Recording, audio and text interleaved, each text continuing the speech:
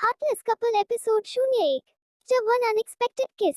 उत्तराखंड नैनीताल राजवंश हवेली सुबह के 6 बजे एक लड़की अपने बेड पर फैलकर आराम से सो रही होती है। तभी उसकी नींद अपने मोबाइल के बजने से उठती है, जिसकी आवाज सुनते ही वो लड़की नींद में ही अपना हाथ इधर उधर कर अपने मोबाइल को ढूंढने की कोशिश करती है।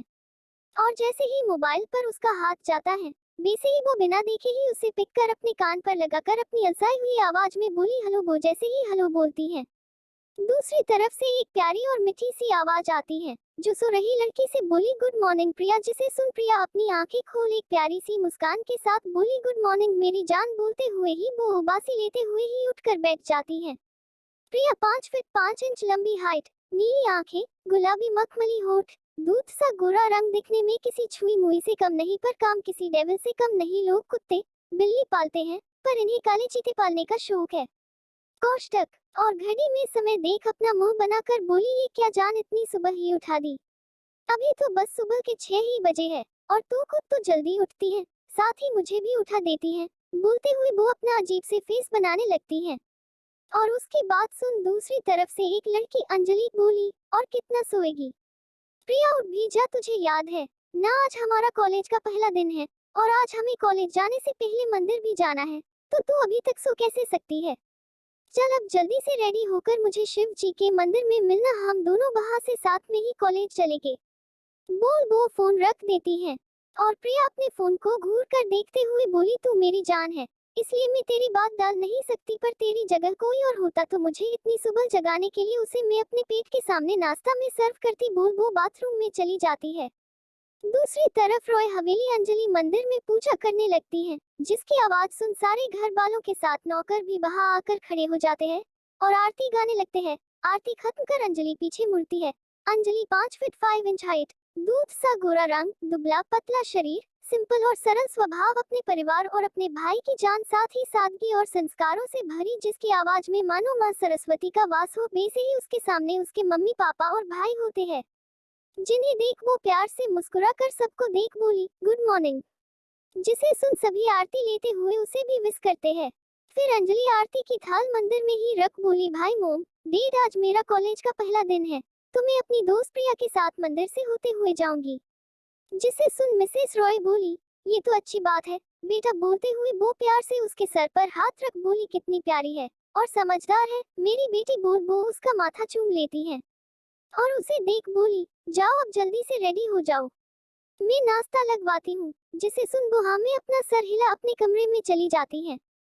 राजवंश हवेली। प्रिया फेस होकर नीचे हॉल में जाती है, तो उसे इतनी सुबह जागी देख नीचे बैठे सारे लोग हैरान होते हैं और दादी उसे देख बोली क्या बात है प्रिया, आज इतनी सुबह कैसे उठ गई तुम, आज ये चमत्कार कैसे। इस पर प्रिया अपना मुंह बनाकर बोली दादी आज कॉलेज का पहला दिन है और अंजलि चाहती है मैं उसके साथ मंदिर जाऊं, इसलिए मुझे उठा दी।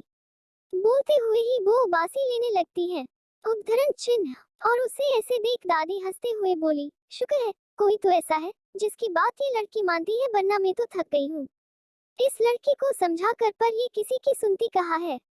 अपनी दादी की बात सुन प्रिया बोली सॉरी दादी, पर मैं किसी की बात मान सकती हूँ तो वो बस मेरी जान मेरी अंजलि है, उसके अलावा किसी और की बात मानना तो दूर में सुनू भी ना। बोल वो वहां पर रखे एप्पल को उठाकर जोर से चिल्लाकर बोली शेरू शेरू कहाँ हो तुम, उसने इतना बोली ही थी उतने में ही एक काले चीते का बच्चा, जो देखने में किसी काली बिल्ली की तरह दिख रहा होता है, दौड़कर प्रिया के पास अपनी पूंछ हिलाने लगता है।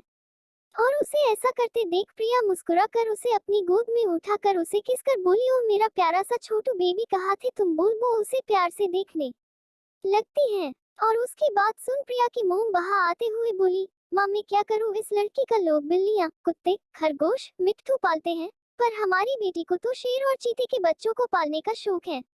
बोल वो अपना सर पकड़ कर बैठ जाती है और उनकी ऐसी बात सुन दादाजी बोले प्रिया मेरी पोती है, राज राजवंश की पोती है, और राज राजवंश कोई मामूली इंसान तो है नहीं जो मेरी पोती बिल्ली और कुत्ते के बच्चे पाले। में मिलिट्री का एक बड़ा और रिटायर कर्नल हूँ जिसने कितनी सारी जंगें लड़ी है, तो मेरी बेटी कोई मामूली लड़की हो ही नहीं सकती। बोल वो मुस्कुरा देते हैं और अपने दादा की बात सुन प्रिया हंसते हुए उनको देख बोली यही तो दादू मोम ना मुझे छुई मुई बनाना चाहती है।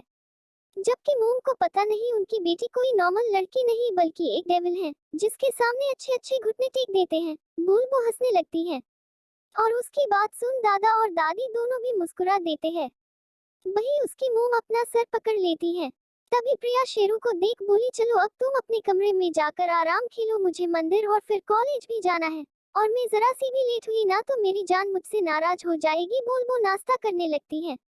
दूसरी तरफ अंजलि अपना नाश्ता कर घड़ी में समय देख बोली, मोम डेढ़ 9 बजने वाले हैं, अब मैं निकलती हूँ, और कॉलेज में क्लास भी 10 बजे से है, और मैं अभी नहीं गई तो पहले ही दिन में लेट ना हो जाओ। बुलबुल वहां से चली जाती है और उसे ऐसे जाते देख उसकी मोम मिसेस रॉय उसके पास आकर बोली, अंजलि बेटा जाने से पहले दही शक्कर खाती जा, तेरा सारा दिन अच्छा जाएगा। अपनी मोम की बात सुन अंजलि मुस्कुराकर अपना मुंह खोल देती है, तो उसकी मोम उसे दही चीनी खिला देती है और फिर वो वहां से जाने लगती है। तो उसके डेड बोले, अंजलि बेटा रुको, अपने भाई के साथ कॉलेज चली जाओ, वैसे भी तुम्हारे भाई को भी तो वही जाना है। अपने डेड की बात सुन अंजलि बोली, डेड मैं तो कॉलेज प्रिया के साथ जाने वाली हूँ, पर आप बोल रहे हो तो ठीक है, मैं भाई के साथ मंदिर चली जाती हूँ। इतना बोल वो वहां पर अपने भाई को देखने लगती है। तो उसकी माँ बोली, तुम्हारा भाई तुम्हारे बोलने से पहले ही गाड़ी में तुम्हारा इंतजार कर रहा है। इतना बोल वो मुस्कुरा देती है। तो अंजलि भी वहां से अपने भाई के साथ मंदिर के लिए निकल जाती है। थोड़ी देर बाद मंदिर में अंजलि प्रिया को फोन करते हुए बोली, ये प्रिया भी ना पता नहीं कहाँ रह गई। मैंने उसे समय तो बता दी थी और घर से निकलने से पहले मैसेज भी कर दी थी, तो अब तक ये आई क्यों नहीं। बोल वो फोन को अपने कान में लगा लेती है। तभी दूसरी तरफ से आवाज आई, अरे आ गई मेरी जान, तू ज्यादा परेशान होना बंद कर। बोल वो हंस देती है। तो अंजलि बोली, ठीक है आजा, मैं ऊपर मंदिर में ही हूँ। इतना बोल वो फोन रख देती है और अपने भाई को देख बोली, भाई मेरी दोस्त प्रिया आ गई है, मैं उसी के साथ कॉलेज चली जाऊंगी, अब आप भी जाइए। अपनी बहन की बात सुन वो लड़का बोला, अच्छा ठीक है, और ध्यान से जाना, और अगर कोई भी प्रॉब्लम हो तो मुझे बता देना। बोल वो प्यार से अंजलि के बालों पर हाथ फेर जाने लगता है। इधर प्रिया भी अपनी गाड़ी से निकलकर सीढ़ियां चढ़ रही होती है। प्रिया अपने मोबाइल में कुछ देखते हुए चल रही होती है, जिस कारण उसका ध्यान अपने सामने से आ रहे लड़के पर नहीं होता है, और उसकी और ऊपर से आ रही लड़के की दोनों की ही आपस में टक्कर हो जाती है, और प्रिया कहीं गिर ना जाए ये सोचकर वो लड़का प्रिया को उसकी कमर से पकड़ लेता है, और गिरने के डर से प्रिया भी अपने सामने खड़े लड़के को पकड़ लेती है। वो दोनों अभी खुद को संभाल ही रहे होते हैं, उतने में ही किसी की टक्कर उन दोनों को लग जाती है, और वो दोनों अपना बैलेंस नहीं संभाल पाते और सीढ़ियों से होते हुए नीचे जाकर गिरते हैं, जिस कारण उस लड़के और प्रिया के होठ आपस में जुड़ जाते हैं, और दोनों की ही आंखें हैरानी से फैल जाती हैं। कौन है ये लड़का जो प्रिया से आ टकराया, और अब क्या करेगी प्रिया इस लड़के के साथ। आगे की कहानी जानने के लिए बने रहिए मेरे साथ। लो दोस्तों, ये मेरी बिल्कुल नई नोवेल है और मैं इसे लिखने में काफी ज्यादा नर्वस भी हूँ, तो प्लीज आप सभी पढ़े और बताएं आपको ये कैसी लगी, और मुझे कमेंट करना ना भूले। Folded hands, folded hands, folded hands. Heartless couple chapter 02 2 part 2 पैली मुलाकात, पैली टकरार, स्माइल विद हॉर्न्स।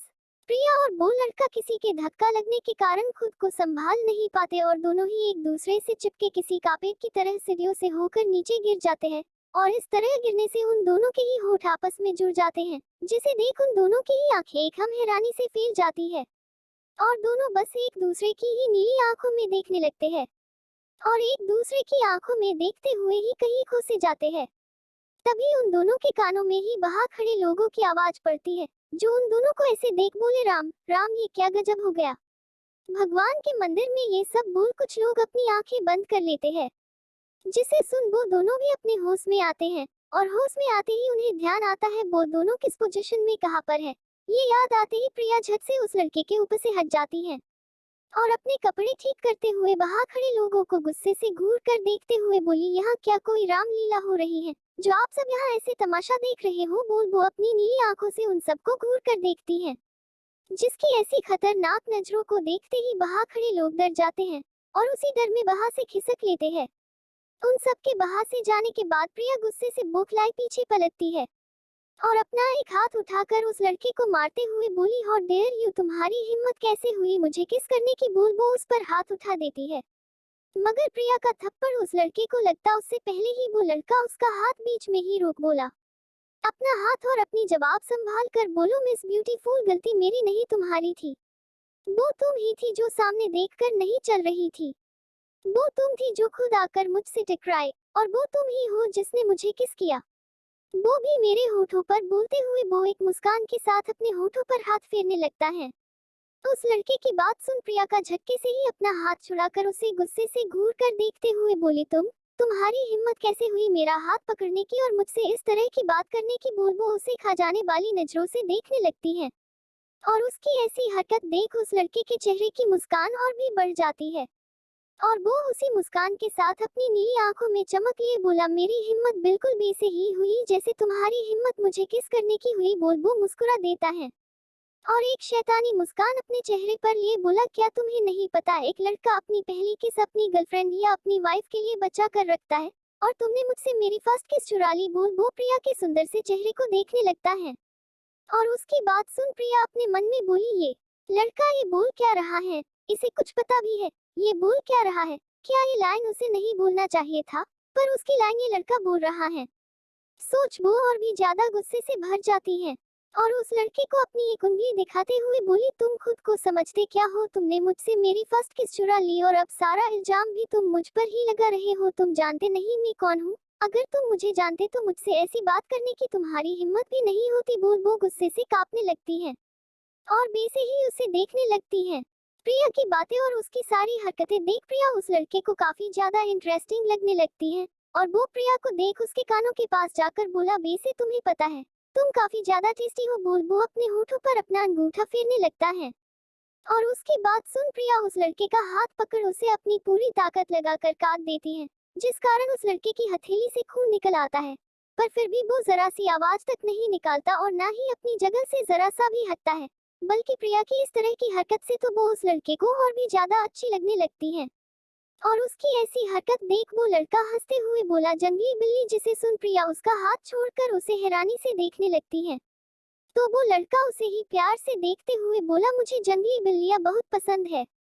बोल वो वहां से जाने लगता है, और उसकी बात सुन प्रिया उसे देख बोली, मैं कोई जंगली बिल्ली नहीं, शेरनी हूँ, शेरनी, और मुझसे उलझना तुम्हें बहुत महंगा पड़ेगा।